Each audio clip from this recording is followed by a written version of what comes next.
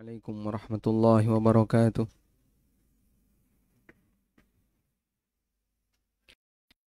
Rabbil alamin. Wassalatu wassalamu ala ashrafil mursalin. Nabiyyina wa maulana Muhammadin wa ala alihi wa sahbihi ajma'in.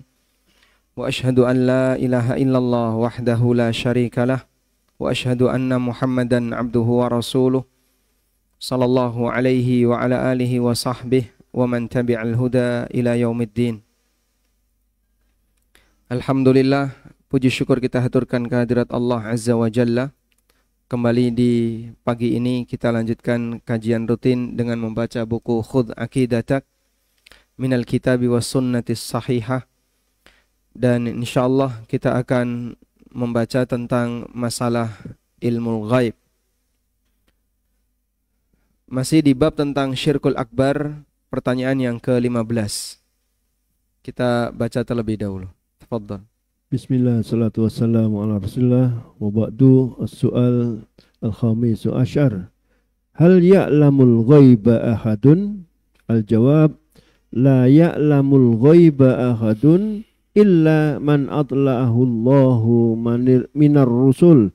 Qala ta'ala alimul ghaibi fala yudhiru ala ghaibihi ahada illa man irtada mir rasul.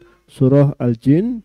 Qala sallallahu alaihi wasallam la ya'lamul ghaiba illallah. Nah. Hal ya'lamul ghaiba ahadun? Apakah ada yang bisa mengetahui hal yang gaib? Hal ya'lamul ghaiba ahadun? Apakah ada orang yang bisa tahu hal yang gaib? Jawabannya, la ya'lamul ghaiba ahadun. Tidak ada seorang pun yang bisa mengetahui hal yang gaib illa, kecuali man atla'ahu Allah minar rusul, para rasul yang Allah beritahu hal yang gaib. Hanya para rasul. Selain rasul, tidak ada yang tahu.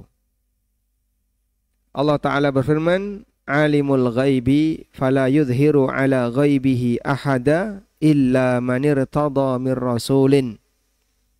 Dialah zat yang mengetahui hal yang gaib, dan Allah tidak pernah menampakkan hal yang gaib itu kepada seorang pun illa man irtada mir rasulin, kecuali rasul yang Allah ridhai. Sehingga hanya orang-orang pilihan tertentu yang Allah Subhanahu wa taala tunjukkan hal yang gaib. Wa qala sallallahu alaihi wasallam, Nabi sallallahu alaihi wasallam bersabda, la ya'lamul ghaiba illallah. Tidak ada yang tahu hal yang gaib kecuali Allah. Baik. Jadi gaib, tahu hal gaib. Tahu hal gaib itu ilmu atau bukan? Tahu hal gaib itu ilmu atau bukan? Ilmu, termasuk ilmu. Maka disebut ilmul ghaib. Pengetahuan tentang hal yang gaib. Karena ini masuk bagian dari ilmu, maka kaidah tentang masalah ilmu. Kaidah ilmu adalah seperti perkataan para malaikat. Perkataan para malaikat. Gimana perkataan para malaikat ketika mereka diperintahkan untuk menyebutkan nama-nama yang diajarkan oleh Allah kepada Adam? Qala la ilma lana illa ma 'allamtana. Perkataan malaikat adalah la ilma lana illa ma 'allamtana. Tidak ada ilmu bagi kami kecuali apa yang engkau ajarkan kepada kami. Tidak ada ilmu bagi kami kecuali apa yang engkau ajarkan kepada kami. Baik. Allah mengajarkan kepada manusia. Bagaimana cara Allah mengajarkan kepada manusia? Satu, dengan diturunkan wahyu.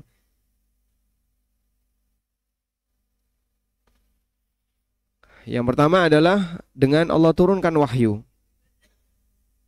Contohnya siapa, Pak? Ya, para nabi yang mendapatkan wahyu, kemudian wahyu itu disebarkan kepada seluruh umat manusia. Nah, kemudian di sini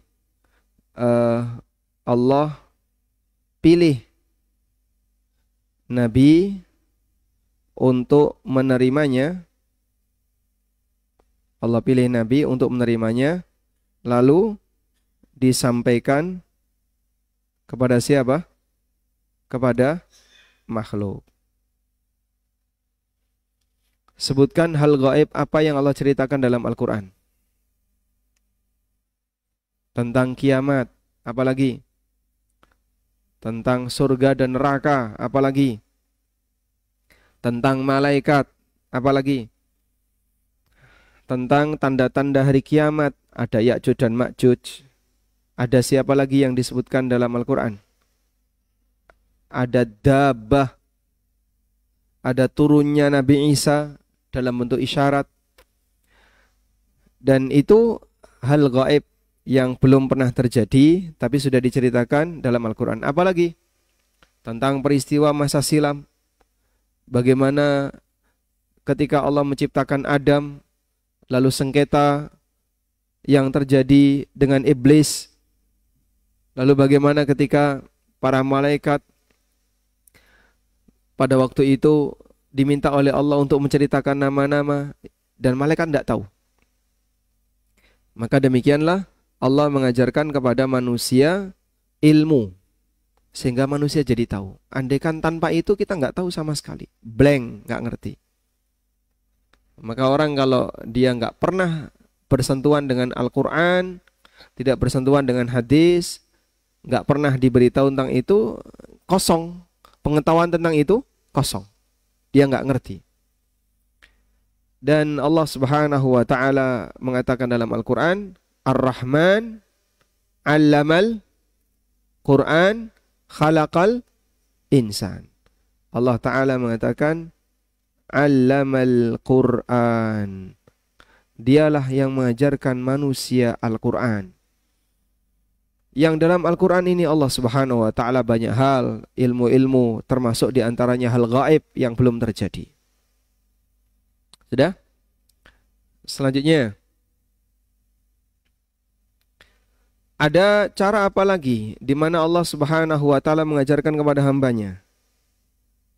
Diajarkan atau diberitahu langsung. Diberitahu langsung. Dan ini dialami oleh para nabi, sehingga ditampakkan surga, ditampakkan neraka. Ada peristiwa yang ditampakkan oleh Allah dari tempat yang jauh, seperti beberapa kejadian yang pernah kita ceritakan ya. Ada orang yang mau membuat makar, ya, mau membunuh Nabi SAW, lalu diberitahu oleh Allah Subhanahu wa Ta'ala. Baik, seperti itu hal gaib yang diberitahukan oleh Allah Subhanahu wa Ta'ala secara langsung kepada para nabi. Nah, ini sifatnya khusus. Kalau ilmu yang pertama ini umum, sehingga ada ilmu yang Allah berikan kepada semuanya, dan ada ilmu yang Allah berikan secara khusus. Bolehkah Pak kayak gitu? Ya terserah Allah yang punya ilmu. Sehingga ada orang yang dikhususkan oleh Allah lalu diberi ilmu lebih, boleh nggak? Terserah Allah yang punya ilmu. Baik. Maka pada asalnya yang punya ilmu itu siapa? Allah. Manusia ketika diciptakan dia nggak tahu apapun. Lalu Allah beritahu secara bertahap. Karena itu Allah Subhanahu wa Ta'ala menegaskan dalam Al-Quran, Qul la ya'lamu man fis samawati wal ardil ghaiba illallah. Katakanlah ya Muhammad, tidak ada satupun makhluk di langit dan di bumi yang tahu hal yang gaib kecuali Allah. Wa ma yash'uruna ayyana yub'atsun. Dan ini kaidah baku. Maka yang memiliki ilmu gaib hanya Allah. Baik, kalau Allah tidak bocorkan, selamanya manusia tidak akan tahu. Kalau Allah tidak beritahu, selamanya manusia tidak akan tahu. Selamanya makhluk tidak akan tahu.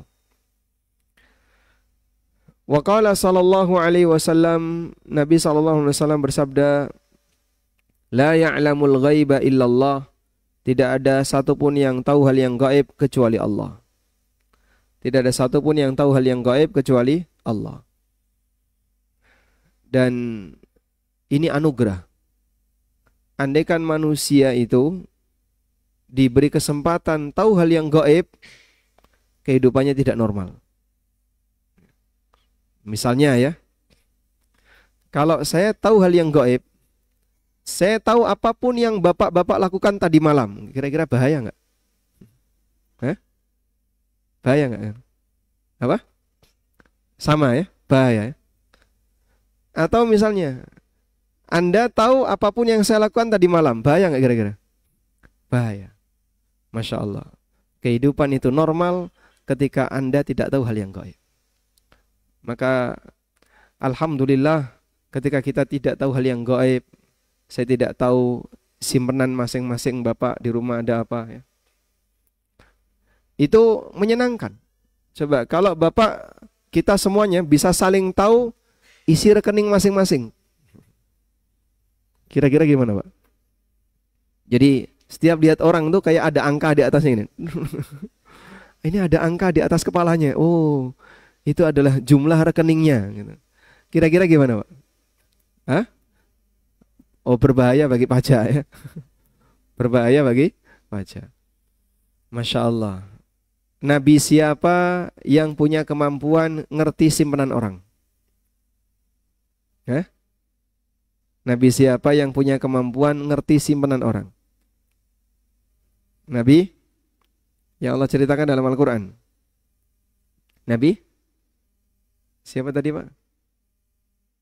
Nabi Isa alaihissalam. Nabi Isa alaihissalam Allah ceritakan dalam Al-Quran di surat Ali Imran ayat 49. Ini menyebutkan tentang mukjizat-mukjizat Nabi Isa. Wa rasulan ila bani Israila anni qad ji'tukum bi ayatin min rabbikum. Beliau adalah seorang rasul kepada Bani Israel untuk menyampaikan, aku telah mendatangi kalian dengan membawa ayat dari Rabb kalian. Ayatnya apa saja? Mukjizatnya apa saja? Anni akhluqu lakum minat tini kahay'atit tayri fa'anfukhu fihi fayakunu tayran bi'idnillah. Aku bisa menciptakan burung dari tanah liat. Dari tanah liat, lempung gitu, dimplek-emplek jadi burung, terus ditiup. Fa'anfukhu fihi ruh. Fa'anfukhu fihi, aku tiup, fayakunu tayran bi'idnillah. Itu jadi burung yang terbang dengan izin Allah. Wa ubri'ul akmaha, dan aku bisa menyembuhkan orang yang buta. Wal abros, orang yang kena penyakit abros. Wa uhyil mauta, dan aku bisa menghidupkan makhluk yang sudah mati bi'idnillah, dengan izin Allah. Wa unabbi'ukum, dan aku bisa ceritakan bima ta'kulun, apa yang tadi kalian makan. Wa ma tadakhirun, dan apa yang kalian simpan fi buyutikum, di rumah kalian. Ya. Bapak nyimpan apa? Aku bisa cerita. Masya Allah. Andaikan kita punya kemampuan kayak gitu, berbahaya ya. Sangat berbahaya. Siapa yang berbahaya, Pak? Berbahaya bagi istri ya. Masya Allah. Tahu berapa simpanan suaminya. Bahaya nggak itu? Bahaya nggak, Mas? Baik. Inna fi dzalika laayatan lakum in kuntum mu'minin. Baik. Sekarang kita akan melihat beberapa catatan terkait hal yang gaib. Ini cuplikan dari salah satu calon buku ya. Catatan tentang hal yang gaib. Al-ghaib secara makna bahasa dari kata ghaba yaghibu, yang artinya tidak kelihatan. Matahari tenggelam itu bahasa Arabnya apa? Ghabatis syamsu. Matahari tenggelam itu bahasa Arabnya ghabat asyamsu. Matahari tenggelam. Tenggelam karena dia tidak kelihatan. Maka disebut ghaib ketika dia tidak kelihatan. Apa lawan dari kata ghaib? Lawannya apa? Hah? Dohir, hadir. Lawannya hadir. Maka kalau di absen, presensi. Fulan nggak hadir. Absen itu apa? Bahasa Arabnya ghaib. Fulan ghaib. Nah, Masya Allah, dia sudah berubah jadi makhluk ghaib. Ketika tidak hadir, saat di absen, dia bilang ghaib. Orang temannya bilang ghaib, artinya apa? Dia tidak kelihatan, tidak ada di tempat. Kalau yang datang nyebutnya apa? Hadir. Fulan hadir. Baik. Pelanggaran terkait hal yang gaib itu ada dua. Pertama, tidak mau meyakini yang gaib yang disebutkan dalam dalil yang sahih, baik Al-Quran maupun hadis. Aku nggak percaya kalau ada jin. Mana coba buktikan? Katanya di kuburan banyak jin. Sudah saya amati pakai CCTV, nggak pernah kelihatan. Nah, itu contohnya ya. Dan ini biasanya yang punya penyakit seperti ini orang-orang liberal, orang-orang ateis, atau para penyembah akal. Sehingga menurut dia sesuatu yang ada itu harus yang terindra. Sesuatu yang ada harus terindra. Kalau tidak terindra, maka dianggap tidak ada. Atau terbuktikan secara ilmiah dengan teknologi. Kalau tidak terbuktikan secara ilmiah dengan teknologi, dianggap tidak ada. Dan kita boleh sebut ini tidak logis. Kok bisa Pak tidak logis? Jika semua yang ada harus bisa dikuasai oleh indera dan teknologi manusia, lalu jatah pencipta berapa? Sudah tidak ada. Lalu apa dengan makhluk yang diciptakan? Kecuali kalau dia tidak mengakui keberadaan sang pencipta. Sehingga harus ada hal yang berbeda antara khalik dan makhluk. Maka penganut logika susah membedakan ini. Sehingga apa yang menurut logika dia tidak bisa diindra, tidak bisa dibuktikan secara teknologi, dianggap tidak ada. Akhirnya dia hanya menggunakan standar ada karena dikembalikan kepada kemampuan makhluk. Sementara hal gaib yang itu di luar kemampuan makhluk tidak dia terima. Yang kedua, pelanggaran yang kedua, menebak-nebak hal yang gaib tanpa dalil. Jadi ini kebalikan yang pertama tadi.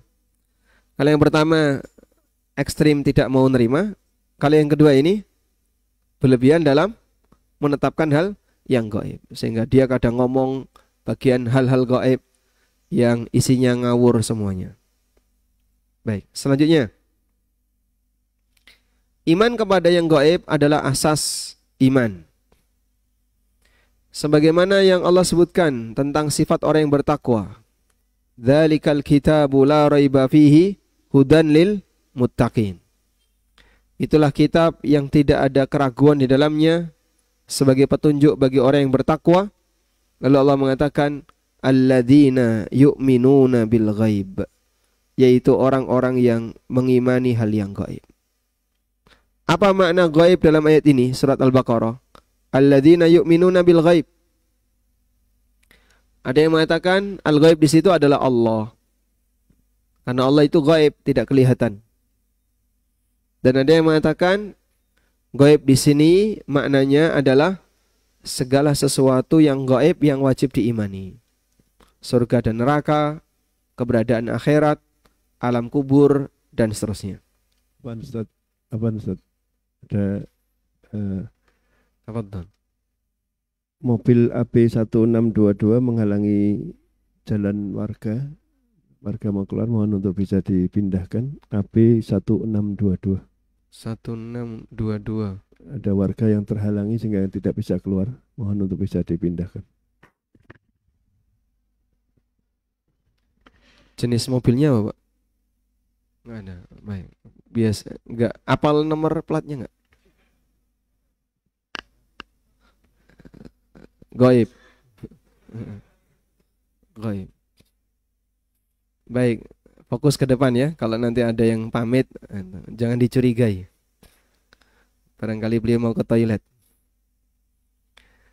Kita lanjutkan. Inilah yang membedakan antara mukmin dengan orang yang tidak. Kata Syekhul Islam, wa aslul imani huwal imanu bil ghaib. Inti dari iman adalah mengimani hal yang gaib. Sebagaimana firman Allah, dzalikal kitabu la raiba fihi hudal lil muttaqin alladzina yu'minuna bil ghaib. Al-Qur'an itu petunjuk bagi orang yang bertakwa, yaitu orang yang beriman kepada hal yang gaib. Wal ghaibul ladzi yu'minu bihi ma akhbarat bihi ar-rusul minal umuril ammah. Dan hal gaib alladzi yu'manu bihi yang diimani adalah apa yang disebutkan oleh para rasul berupa hal-hal umum. Wa yadkhulu dzalika al-imanu billahi, dan termasuk di dalamnya adalah beriman kepada Allah, nama-namanya, sifat-sifatnya, para malaikat, surga dan neraka. Baik. Ceritanya seperti ini. Ada kejadian gaib. Ada sebuah kejadian gaib. Kejadian gaib ini disampaikan dalam bentuk pemberitahuan, dalam bentuk berita. Lalu kita meyakini. Disampaikan dalam bentuk berita, lalu kita meyakini. Ini namanya ilmu yakin. Namanya apa?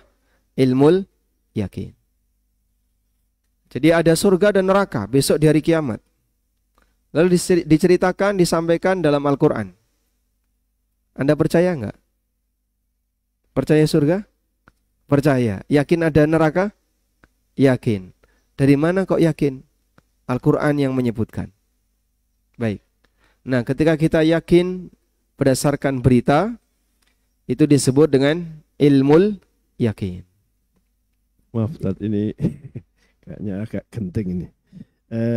Kijang Innova sama Jazz AD1325 dan 1622. Ibu-ibu barangkali karena dari arah timur. Monggo untuk bisa dipindahkan karena warganya sudah mulai agak. Sekali lagi minta tolong kerjasamanya diulang. AB 1622XN dan AD 1325 Kijang Innova dan Jazz. Monggo, warga mau berangkat bekerja terhalangi oleh mobil. Nah, baik. Kalau sudah bergerak nanti dilaporkan ya, biar pengumumannya tidak berulang. Lanjut ya. Setelah jadi berita, kemudian ditampakkan. Nah, ketika ditampakkan seperti ini, tambah yakin. Setelah ditampakkan, tambah yakin. Ini namanya apa? Namanya 1, 2, 3. Yang mana? Nomor 1. Tingkatan iman yang diterima oleh Allah adalah yang di sini. Ini jadi iman yang diterima. Sehingga orang yang tidak beriman, lalu dia mati, dia melihat, oh ternyata benar ya, ada ini benar, ini sekarang lihat langsung dia. Sekarang aku beriman, diterima enggak? Sudah telat. Maka pada saat matahari terbit dari barat, orang yang beriman diterima atau tidak? Tidak. Sehingga Nabi SAW jadikan itu sebagai batas taubat. Beliau SAW bersabda, la tanqati'ul hijrah hatta tanqati'at taubah, wa la tanqati'ut taubah hatta tatlu'asy syamsu min maghribiha. Hijrah itu tidak pernah putus sampai tobat ditutup, dan tobat tidak akan pernah ditutup sampai matahari terbit dari barat.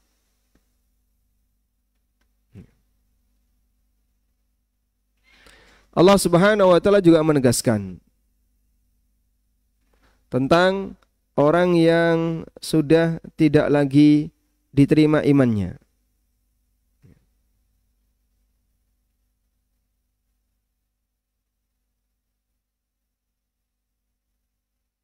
Di surat Al-An'am ayat 158. Hal yanzuruna illa an ta'tiyahumul malaikah aw ya'tiya rabbuk aw ya'tiya ba'du ayati rabbik. Tidak ada yang mereka nantikan sehingga mereka tidak mau beriman. Apa yang mereka nantikan selain akan datang malaikat, atau datang Rabbmu, atau datang sebagian dari ayat Rabbmu. Datang malaikat maksudnya dia didatangi malaikat maut yang nanti akan mencabut nyawanya. Atau datang Allah, dia akan dihisap oleh Allah. Atau datang sebagian ayat Rabbmu, sebagian ayat Allah. Yauma ya'ti ba'du ayati rabbika la yanfa'u nafsan imanuha alam takun amanat min qablu aw kasabat fi imaniha khaira. Ketika sebagian dari ayat-ayat Allah itu datang, maka tidak bermanfaat imannya seseorang yang dia belum pernah beriman sebelumnya atau dia belum pernah beramal sebelumnya. Qul intadhiru inna muntadhirun. Sampaikan, silakan kalian tunggu hari kiamat, kita sama-sama menunggu. Sehingga ayat ini menjelaskan tentang datangnya tanda yang kemudian imannya seseorang sudah tidak diterima. Kapan itu? Idza tala'atis syamsu. Di sini Nabi SAW bersabda dalam hadis dari Abu Hurairah, Rasulullah SAW mengatakan, la taqumus sa'atu hatta tatlu'asy syamsu min maghribiha. Kiamat tidak akan terjadi sampai matahari terbit dari barat. Fa idza tala'at wa ra'aha an-nasu amanu ajma'un. Ketika sudah terbit dari barat, lalu dilihat oleh manusia, semuanya beriman. Wa dzalika hina la yanfa'u nafsan imanuha. Itulah kejadian ketika imannya seseorang enggak ada manfaatnya. Ya. Karena sudah ditampakkan, sehingga hal gaib tadi sudah enggak gaib lagi. Ketika sudah tidak gaib lagi, maka mau ngaku beriman tidak diterima, sudah telat. Begitu ya. Walhamdulillah, kita dipilih oleh Allah Subhanahu wa taala untuk menjadi hamba yang hatinya mau menerima berita padahal mata belum pernah menyaksikan, telinga belum pernah mendengar. Masya Allah. Bapak beriman, ada neraka? Beriman. Yakin enggak kalau ada malaikat? Yakin. Kayak gimana malaikat itu? Udah pernah ketemu belum? Belum. Gambarnya udah pernah lihat? Belum juga. Lah terus kok bisa kamu percaya? Quran bercerita. Ketika Quran bercerita, kita meyakininya. Itulah iman yang diterima. Baik, kita lanjutkan. Macam-macam gaib. Kalau berbicara macam-macam gaib, ada beberapa sudut pandang untuk melihat jenis-jenisnya. Pertama, dilihat dari kesempatan bagi manusia untuk mengetahuinya. Kesempatan bagi manusia untuk mengetahuinya dibagi menjadi dua. Ada gaib mutlak. Manusia tidak punya kesempatan sama sekali sampai kejadian itu terjadi. Gaib mutlak adalah manusia tidak punya kesempatan untuk mengetahuinya sampai apa? Kejadian itu terjadi. Sehingga ini hanya diketahui oleh Allah. Tidak ada yang lain. Mengenai contoh gaib mutlak, ini salah bukan nisbi ya, mutlak. Mengenai contoh gaib mutlak disebutkan oleh Allah di Al-Qur'an. Innallaha 'indahu ilmus sa'ah. Hanya milik Allah pengetahuan tentang kapan kiamat. Wa yunazzilul ghaitha. Hanya Allah yang tahu kapan dan di mana hujan turun. Wa ya'lamu ma fil arham, dan Allah tahu apa yang ada dalam rahim. Wa ma tadri nafsun madza taksibu ghadan. Manusia tidak tahu apa yang akan dia lakukan besok. Wa ma tadri nafsun bi ayyi ardin tamut. Dan manusia tidak tahu di mana dia akan mati. Innallaha alimun khabir. Baik. 5 ini namanya apa?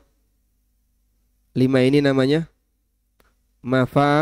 mafatihul ghaib. Kunci-kunci hal yang gaib. Bisa disebutkan, Mbak, apa saja? Kunci-kunci hal yang gaib. Kapan kiamat? Yang nomor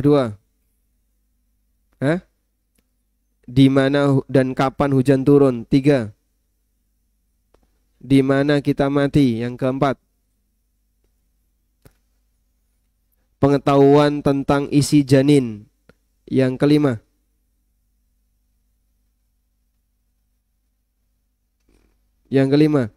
Apa yang dilakukan oleh manusia besok dia nggak tahu. Besok terjadi apa dia nggak tahu. Dah? Ini yang disebut oleh Nabi SAW mafatihul ghaib. Hal-hal yang menjadi kunci gaib. Meskipun yang gaib banyak sekali. Baik. Ada pertanyaan.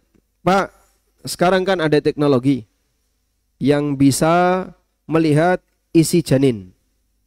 Ya enggak? Bisa melihat isi rahim, kok isi janin, isi rahim, bahkan 3D. Bahkan bisa gerak 4 dimensi. Kalau 3 dimensi kan dimensi panjang lebar tinggi. 4 dimensi, dimensi waktu. Dia bergerak kelihatan. Terus itu bagaimana? Apakah ayat ini jadi batal gara-gara teknologi? Sehingga perlu ada yang kita coret. Wa ya'lamu ma fil arham. Oh, ini sudah tidak berlaku setelah ada teknologi. Begitu? Begini? Wa ya'lamu ma fil arham. Baik. Coba carikan USG yang bisa melihat takdir janin. Kalau ada, kita invest untuk beli itu. Ada? USG yang bisa melihat takdir janin? Tidak ada. Maka teknologi nggak perlu sombong untuk mengatakan kita bisa melihat isi rahim. Yang kata Allah wa ya'lamu ma fil arham. Oh, berarti ini sudah tersaingi dengan teknologi. Maka kita jawab, USG mana yang bisa tahu takdir janin? Tidak ada.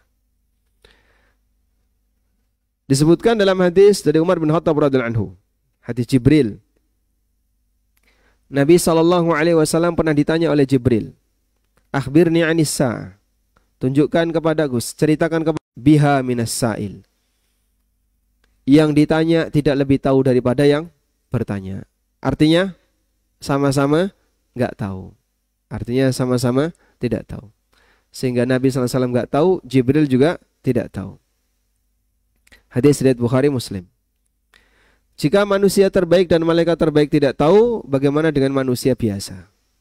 Berikutnya kita beralih ke gaib yang kedua, gaib nisbi. Itulah hal gaib yang diketahui sebagian makhluk namun tidak diketahui makhluk yang lain. Ada beberapa gaib nisbi. Pertama, hal gaib yang diketahui malaikat.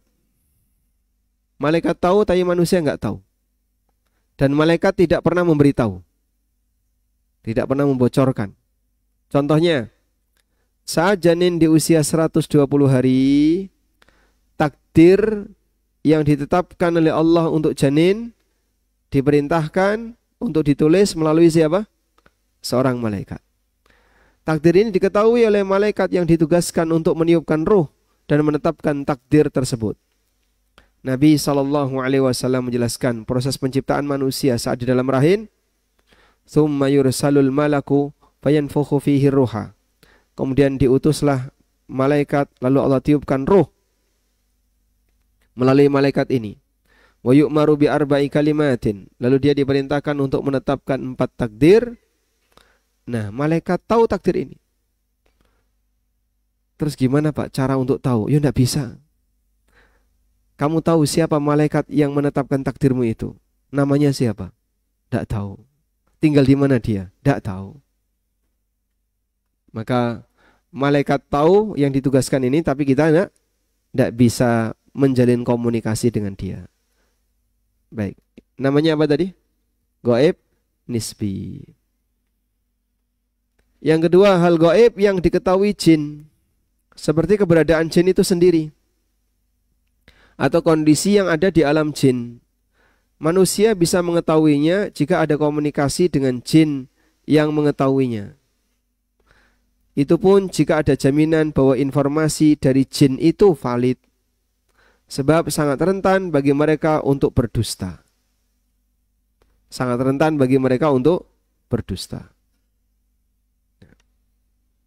Seperti pengalaman yang dialami oleh Abu Hurairah radhiyallahu anhu.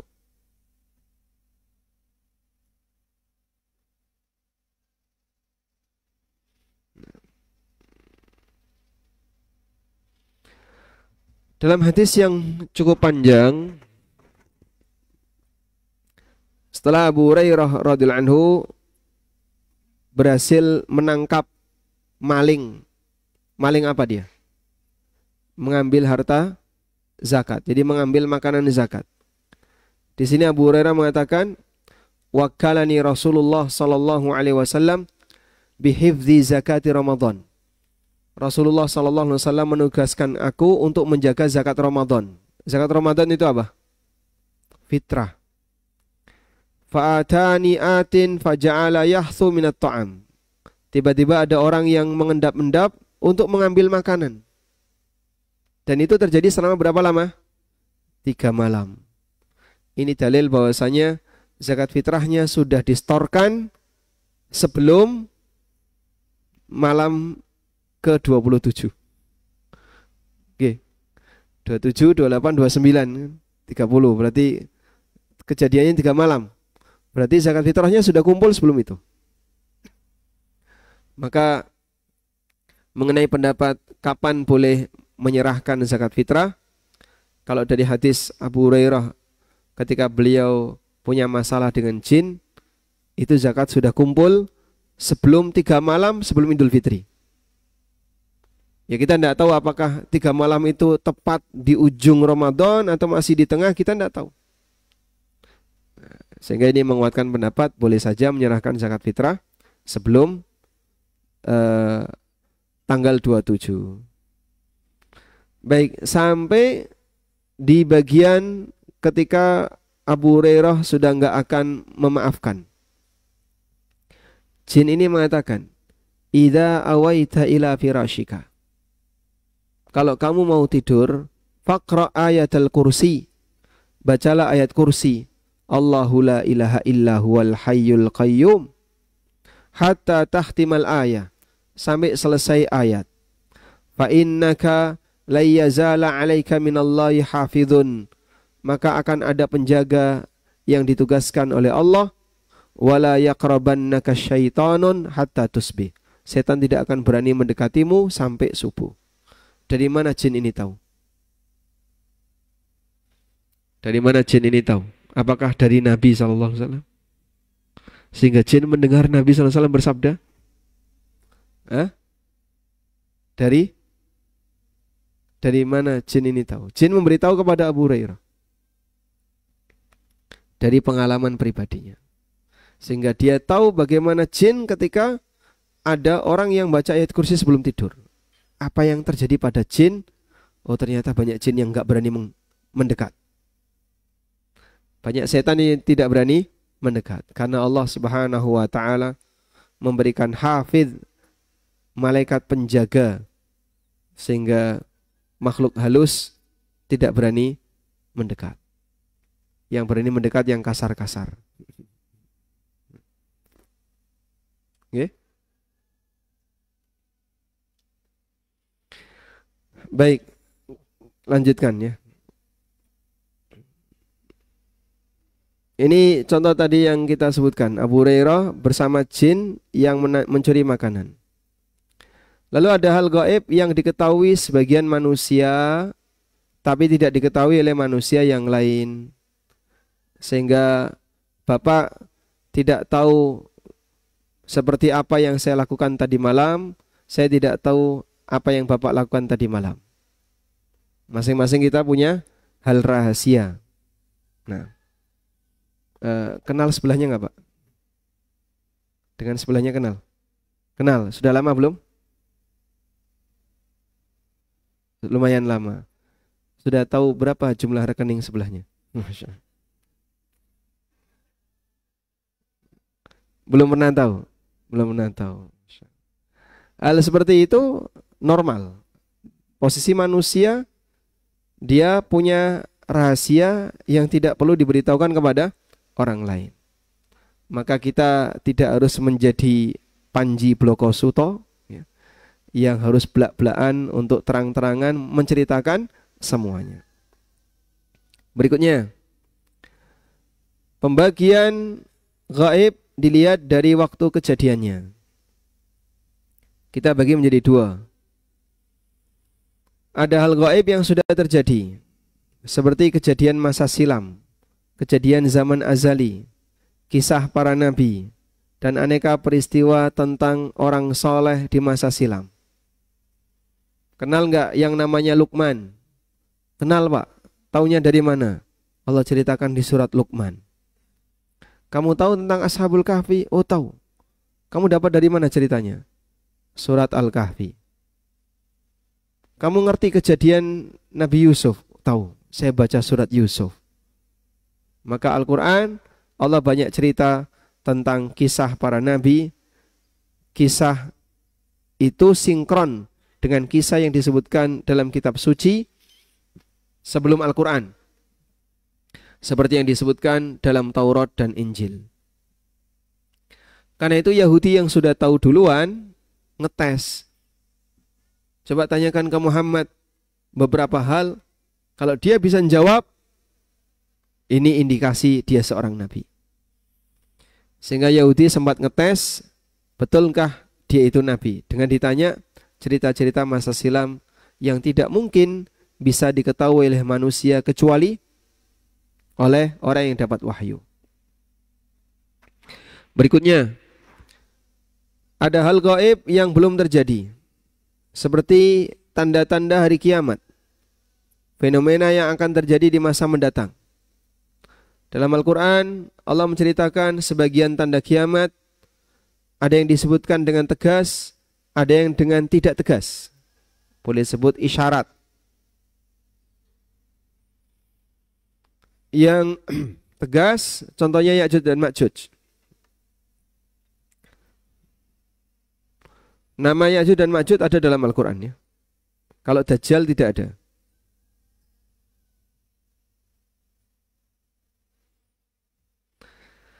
Di surat Al-Anbiya ayat 96 Allah Ta'ala berfirman, hatta idza futihat Ya'juj wa Ma'juj, sampai ketika dibuka apanya? Benteng yang menutupi Ya'juj dan Ma'juj. Wahum min kulli hadabin yansilun. Lalu mereka turun dari bukit-bukit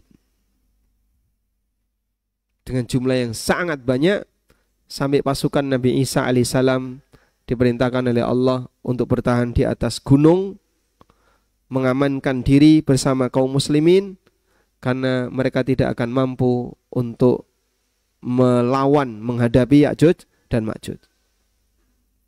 Walaupun pasukan Nabi Isa ini mampu melawan Dajjal, tapi tidak mampu melawan Ya'juj dan Ma'juj. Nah ini jadi kaidah. Maka kalau berhadapan dengan musuh yang tidak mampu dilawan, ya jangan nekat. Mengamankan diri lebih baik daripada nekat. Justru itu akan menjadi sumber celaka. Baik. Contoh yang isyarat yang disebutkan dalam Al-Quran yang berupa isyarat. Yang berupa isyarat misalnya tentang turunnya Nabi Isa alaihissalam. Di surat An-Nisa ayat 159. Allah Ta'ala berfirman, "Wa im min ahlil kitabi illa la yu'minanna bihi qabla mautih wa yawmal qiyamati yakunu alaihim syahida." Tidak ada kewajiban ahli kitab selain harus beriman kepada beliau sebelum kematian beliau. Dan sebelum kematian beliau itu adalah dengan diturunkannya beliau ke bumi, lalu setelah itu beliau hidup di muka bumi selama kurang lebih 7 tahun. Di ayat yang lain Allah Subhanahu wa taala mengatakan, "Wa innahu la ilmul lis-sa'ah." Sesungguhnya Nabi Isa itu adalah ilmun lis-sa'ah, penanda dekatnya kiamat. Fala tamtarunna biha wattabi'un. Maka janganlah kamu meragukan kejadian itu dan ikutilah aku. Hadza siratum mustaqim. Surat Zuhruf ayat 61 ini bercerita tentang Nabi Isa alaihissalam yang merupakan salah satu tanda datangnya kiamat, yaitu beliau akan turun di muka bumi. Baik. Cukup. Sambung lagi. Bentar. Biar nggak ngantuk, kalau terus-terusan ngantuk. Tarik nafas dulu. Baik, boleh bergerak sedikit. Nah. Yang bergerak jarinya saja ya. Begini, bergerak sedikit. Sekarang kita sambung. Tahu hal yang gaib merupakan bagian dari tanda kenabian. Tadi sudah kita sebutkan dan disebutkan oleh penulis. Karena manusia bisa terpukau dengan orang yang berbicara hal gaib, apalagi ketika tebakannya terbukti,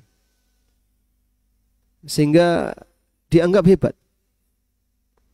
Maka kadang ya, sampai orang gila saja atau orang yang stres, tapi dia ngomong ngawur kok bener, dianggap wali. Sudah tahu kan videonya? Ya. Dan ada tokoh masyarakat yang memujinya.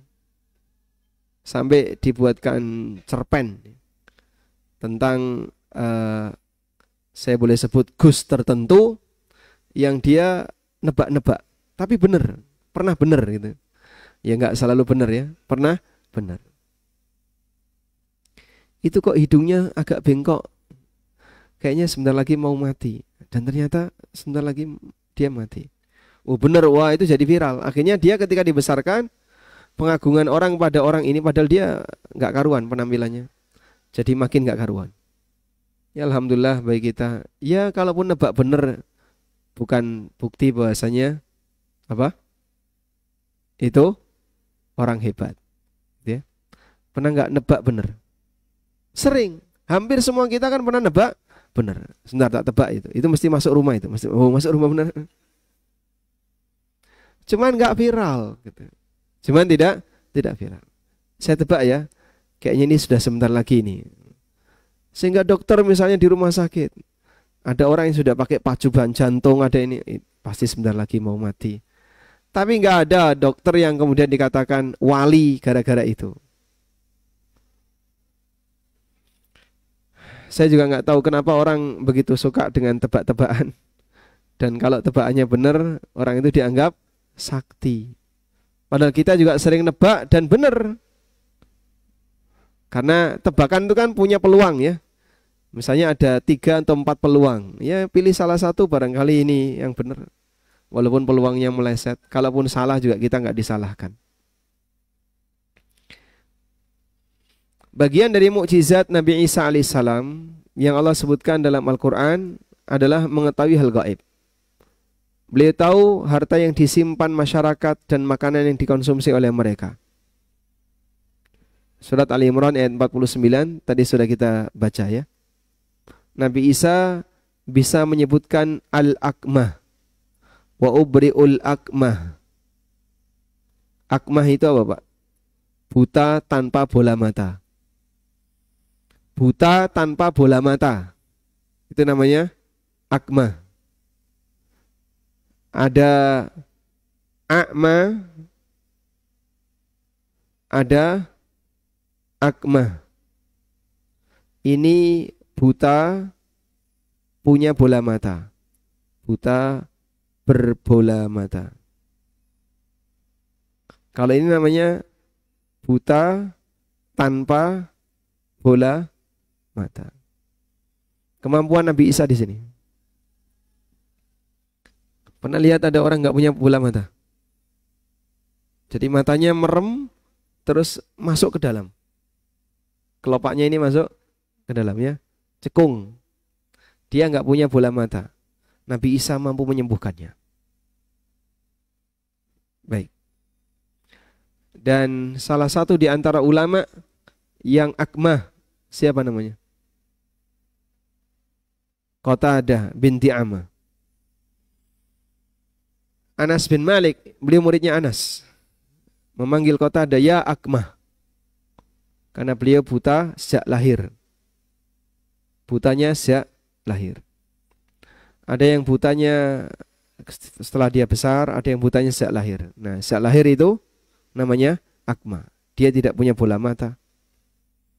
Ada yang buta karena bola matanya rusak 100% sejak lahir. Baik, kita lanjutkan. Nah, ini Yahudi ingin membuktikan yang tadi sempat kita singgung.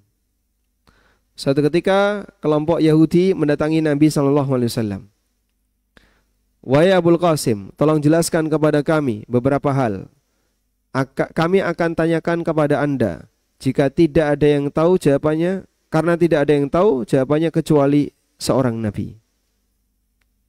Lalu Nabi SAW mengatakan, Saluni, silakan kalian tanya, amma syi'tum, sesuai yang kalian inginkan. Walakin ja'alu li dhimmatallah wa ma akhadha Ya'qub alaihissalam ala banihi. Namun kalian harus memberikan jaminan dengan sumpah kepada Allah seperti janji yang diambil Yakub kepada anak-anaknya. Janji yang diambil Yakub kepada anak-anaknya agar mereka bertaubat kepada Allah. La in haddatsukum syai'an fa'araftumuhu la tutabi'unni 'alal Islam. Baik, kamu janji ya, nanti kalau aku sudah ceritakan dan kalian mengakui kebenarannya, kalian harus ikut masuk Islam. Akhirnya gimana? Mereka, ini ceritanya nggak saya lanjutkan ya. Mereka tanya tentang Ashabul Kahfi. Mereka tanya tentang ruh. Mereka tanya tentang ini. Dan dijawab semua oleh Nabi SAW. Bagian terakhir, kalau begitu siapa malaikat yang terdekat dengan kamu? Nabi SAW apa? Menjawab, Jibril. Wah, kalau ini saya nggak setuju. Kami nggak setuju. Jibril itu bukan wali kami. Wali kami adalah Mikail. Andaikan tadi kamu jawab Mikail, kami masuk Islam. Nah.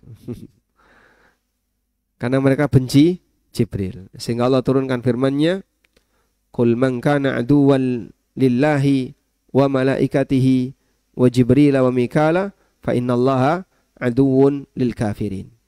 Siapa yang memusuhi Allah, para malaikatnya, Jibril dan Mikail, Allah memusuhi orang-orang kafir. Namun tanpa wahyu, Nabi Muhammad SAW tidak tahu hal gaib. Beliau tahu hal yang gaib ketika diberitahu oleh Allah.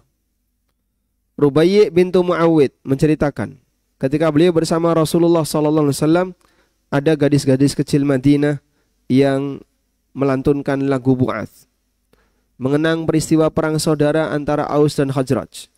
Tiba-tiba salah satu di antara mereka mengucapkan kalimat, wa fina nabiyyun ya'lamu ma fi ghadin.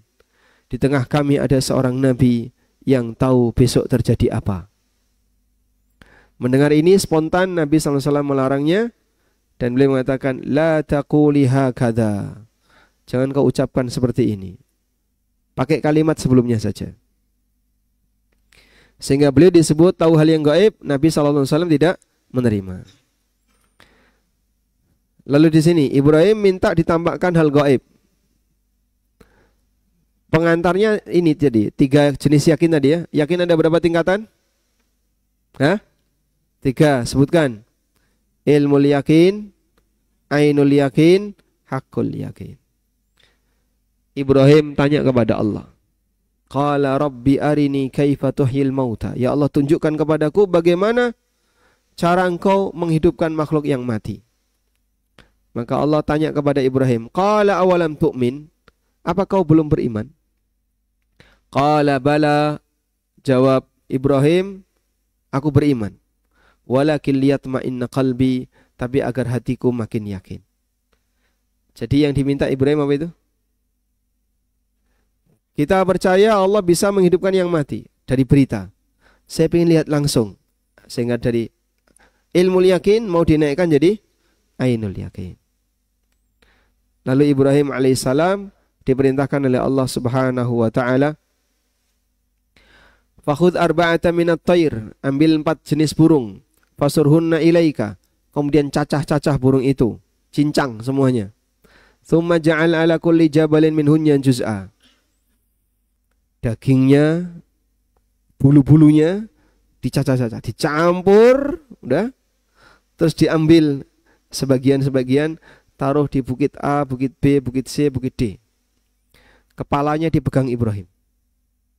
Tidak ikut dicacah. Tsumma du'uhun, sekarang panggil 4 burung tadi. Dipanggil. Ibrahim melihat daging darah itu menyatu kembali. Ibrahim melihat bulu menyatu. Akhirnya jadi satu, jadi burung utuh sebanyak 4 ekor. Ya'tinaka sa'ya, datang kepada Ibrahim dengan berjalan cepat. Tanpa kepala. Karena kepalanya dipegang Ibrahim. Saat burung A dikasih kepala B, enggak mau. Burung B dikasih kepala C, enggak mau. Bukan pasangannya. Begitu dikasih pasangannya, utuh, hidup kembali. Ibrahim ditampakkan oleh Allah bagaimana Allah menghidupkan makhluk yang sudah mati. Baik. Berdoa kayak gini boleh enggak?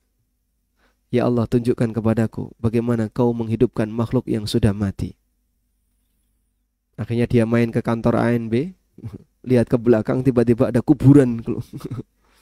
Malah wedi dhewe, kok zombie metu lho. Kowe ndonga apa? Tidak mungkin. Ini tidak boleh. Kenapa? Karena doa seperti ini sifatnya mukjizat. Sehingga manusia tidak boleh berdoa seperti itu. Selanjutnya, jin tidak tahu hal yang gaib. Apa buktinya? Mereka bisa melihat alam manusia, namun manusia tidak bisa melihat alam jin. Mereka sama seperti manusia, hanya bisa mengetahui apa yang mereka indra, seperti kita. Baik. Selanjutnya, selain yang mereka indra, selain yang bisa ditangkap oleh indra jin, mereka tidak tahu. Di luar yang bisa diindra jin, maka jin tidak tahu. Karena pada asalnya kemampuan mereka sama seperti kemampuan manusia. Nah, ini buktinya. Di zaman Nabi Sulaiman alaihissalam, jin bekerja di bawah kekuasaan beliau. Sementara mereka yang membangkang tidak mau bekerja, dibelenggu dan tidak bisa bebas beraktivitas. Maka yang tidak mau kerja itu takut. Kalau sampai ketahuan gak kerja, dibelenggu sama Sulaiman, dikerangkeng. Mereka tidak berani membangkang selama Nabi Sulaiman masih hidup. Bahkan pada saat Nabi Sulaiman sudah meninggal, mereka tetap seperti itu karena mereka tidak tahu kalau ternyata selama ini beliau sudah meninggal. Allah ceritakan dalam Al-Quran. Bagaimana meninggalnya Nabi Sulaiman? Sambil berdiri. Nabi Sulaiman membawa tongkat sambil berdiri. Falamma qadayna alaihil mauta, tatkala kami telah menetapkan kematian Sulaiman, ma dallahum ala mautihi, tidak ada yang menunjukkan kepada mereka kematiannya, illa dabatul ardi, kecuali rayap yang memakan min sa'atah, tongkatnya Sulaiman. Jadi berdiri sudah mati, tapi tetap berdiri lama, bawa tongkat yang jadi senderan tongkatnya. Jin merasa Sulaiman masih hidup karena berdiri. Sehingga dalam kurun waktu ketika mereka melihat Sulaiman berdiri itu, mereka kerja terus, takut nanti kalau nggak kerja dihukum oleh Sulaiman. Allah tunjukkan tongkatnya Sulaiman dimakan rayap. Nah, ketika tongkatnya sudah rapuh, jatuhlah Nabi Sulaiman. Falamma kharra, ketika Sulaiman terjatuh, tabayyanatil jin allau kanu ya'lamunal ghaiba ma labithu fil adzabil muhin. Tatkala beliau telah tersungkur, taulah jin itu bahwa kalau sekiranya mereka mengetahui hal yang gaib, tentulah mereka tidak akan tetap dalam siksaan yang menghinakan. Disuruh kerja tadi. Masya Allah. Sehingga jin tidak tahu hal yang gaib. Apa yang dia indra, gimana? Terbatas. Kemampuan indranya jin itu terbatas sebagaimana manusia. Wallahu a'lam. Baik, insya Allah kita lanjutkan di pertemuan berikutnya, masih membahas beberapa hal tentang catatan hal gaib. Wassallallahu ala nabiyyina Muhammadin wa ala alihi wa sahbihi wasallam. Jazakallahu khairan Ustaz atas kajiannya. Ada beberapa pertanyaan dari jamaah. Yang pertama, apakah pengobatan dengan memindahkan penyakit ke telur atau hewan itu merupakan sihir? Dan kalau ternyata ada yang sembuh, apakah boleh pengobatan dengan cara itu?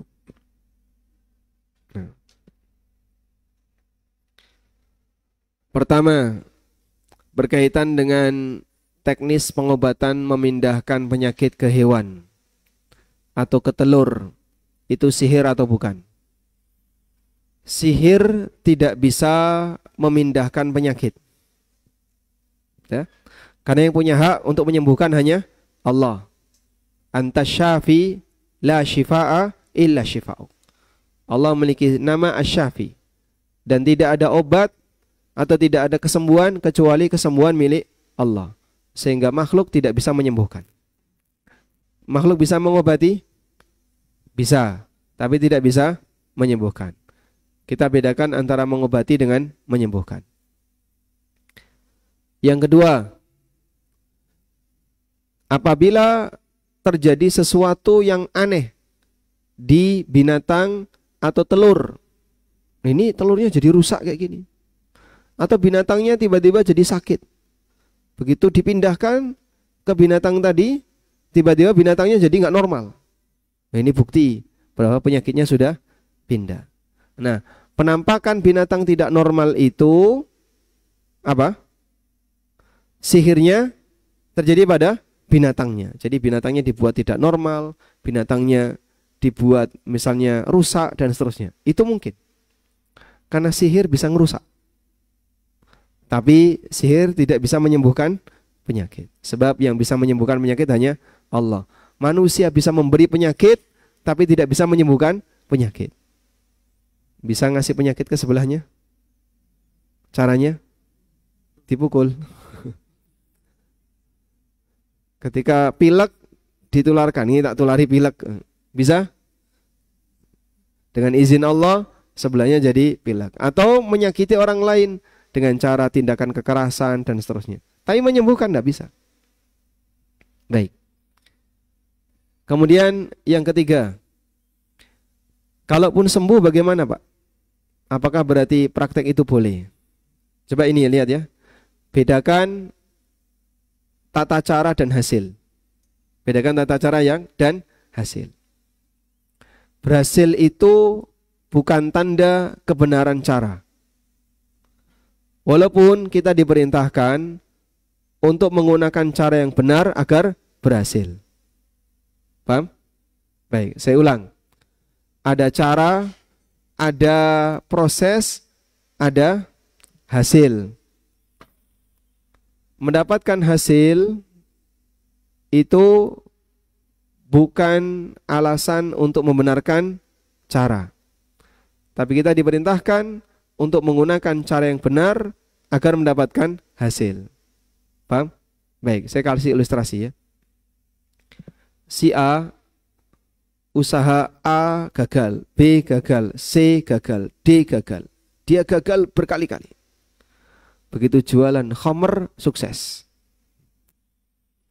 Begitu dia jualan khamr, sukses. Baik. Bolehkah kita mengatakan, oh berarti Allah memang menakdirkan aku untuk jualan khamr dan ini cara yang benar untuk dapat sukses. Begitu? Jelas kita tidak sepakat dengan pemahaman semacam ini. Begitu ya? Nah, sehingga keberhasilan yang didapatkan oleh si A dengan jualan khamr itu bukan membenarkan cara dia mencari rezeki dengan cara menjual khamr. Baik. Yang kedua, B. Berobat ke dokter A gagal, dokter B gagal, sampai dokter sekian. Begitu ke dukun berhasil. Apakah berarti itu membenarkan praktek perdukunan? Tidak. Karena bedakan antara hasil dan cara. Sehingga kalaupun ada kejadian memindahkan penyakit ke binatang kok berhasil, itu tidak sama dengan membenarkan praktek tersebut. Bisa dipahami ya? Yang salah tetap salah walaupun berhasil. Orang yang mencari harta dengan cara riba itu bisa jadi berhasil. Dan ketika orang berhasil dalam keadaan dia bermaksiat, namanya apa? Istidraj. Yang bersangkutan dilulu oleh Allah.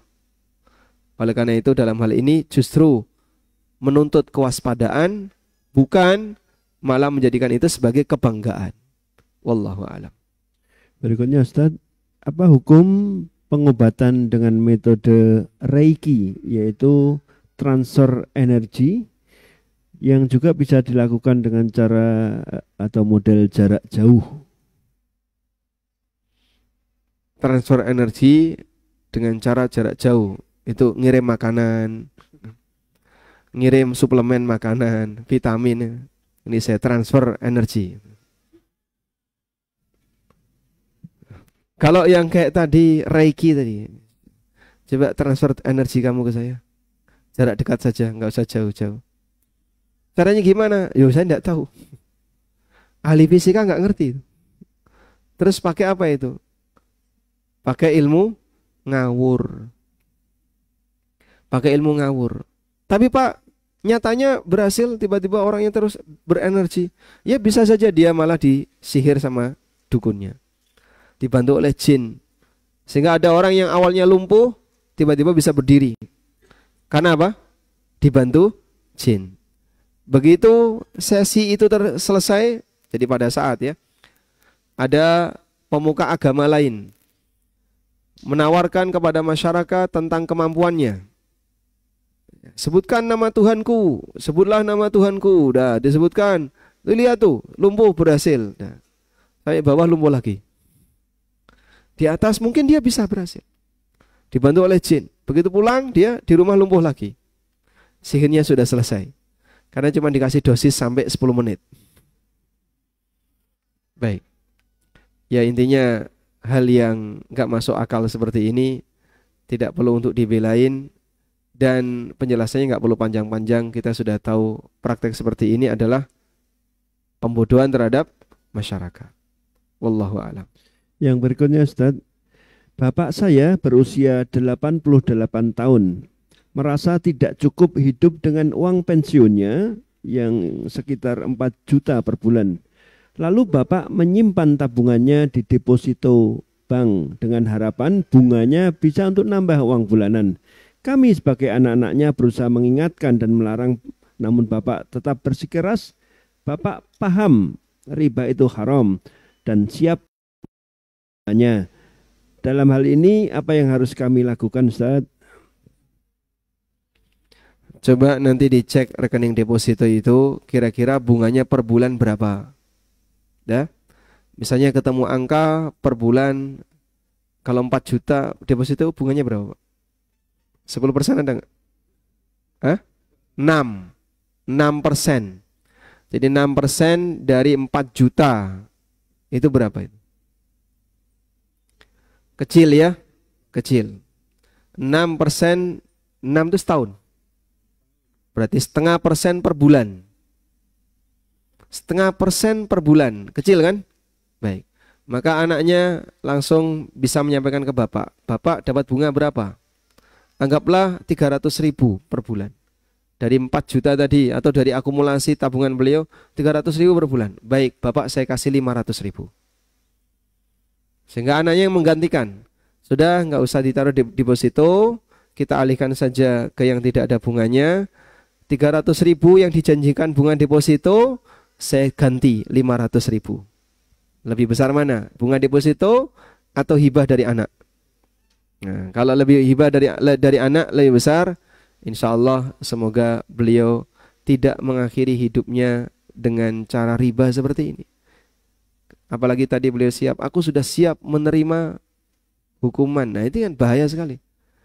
Jadi seolah-olah di akhir hayatnya beliau sudah siap untuk menerima tantangan perang dari Allah Ta'ala. Padahal di usia sudah segitu, yang mungkin sudah mendekati kematian. Oleh karena itu tolong diperjuangkan sebisa mungkin. Bila perlu anaknya keluar uang. Mudah-mudahan nanti sang bapak mau meninggalkan praktek riba tadi. Wallahu a'lam. Yang terakhir Ustaz, mohon dijelaskan tentang jamak. Apakah harus bersambung secara langsung atau boleh ada jeda, misalnya menunggu orang lain yang batal untuk berwudu?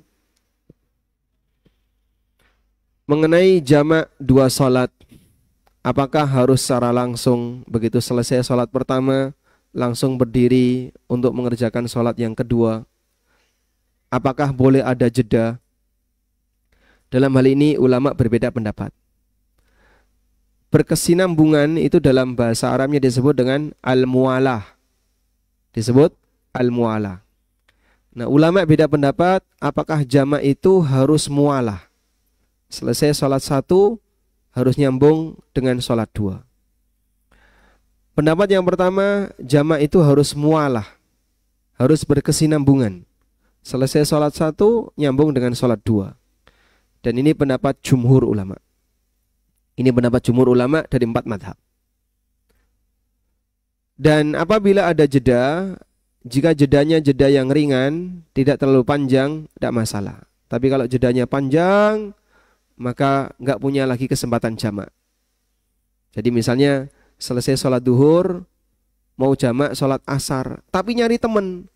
Mana temen yang biar bisa jamak untuk sholat asar? Setengah jam baru temennya muncul.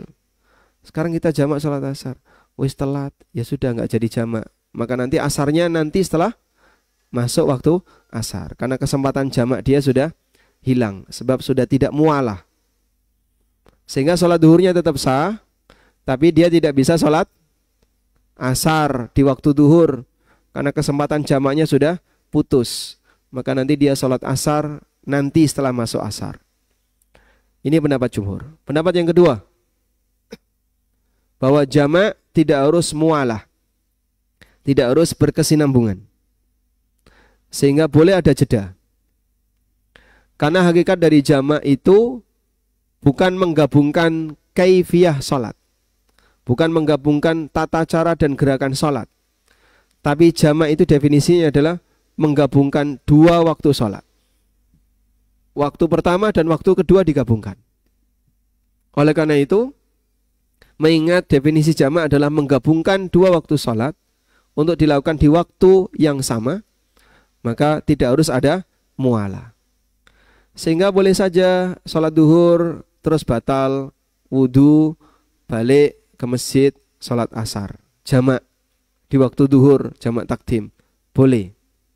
Walaupun sempat terjeda dengan wudu seperti yang diceritakan dalam pertanyaan tadi. Atau mungkin nyari temannya, begitu selesai sholat duhur berjamaah dengan masyarakat, terus dia mau sholat asar, nyari rombongannya. Nah, ngumpulin rombongan itu kan butuh waktu. Saat dia ngumpulin rombongan tadi untuk kemudian sholat jamaah asar bareng-bareng, praktek seperti ini berarti dia tidak mualah. Apalagi kalau lama, tunggu ada yang di pojok sana, ada yang masih wudu. Nah, tapi menurut pendapat yang kedua boleh. Dan ini pendapat Syekhul Islam Ibnu Taimiyah. Sehingga beliau berbeda dengan apa yang disampaikan oleh jumhur. Dan wallahu alam, kalau kita mengambil pendapat yang kedua, maka adanya jeda wudu atau nyari kawan untuk jamaah dan seterusnya tidak membatalkan kesempatan untuk jamak salat. Wallahu alam. Wassallallahu ala nabiyyina Muhammadin wa ala alihi wa sahbihi wasallam. Wa akhiru da'wana alhamdulillahi rabbil alamin. Wassalamualaikum warahmatullahi wabarakatuh. Waalaikumsalam warahmatullahi wabarakatuh.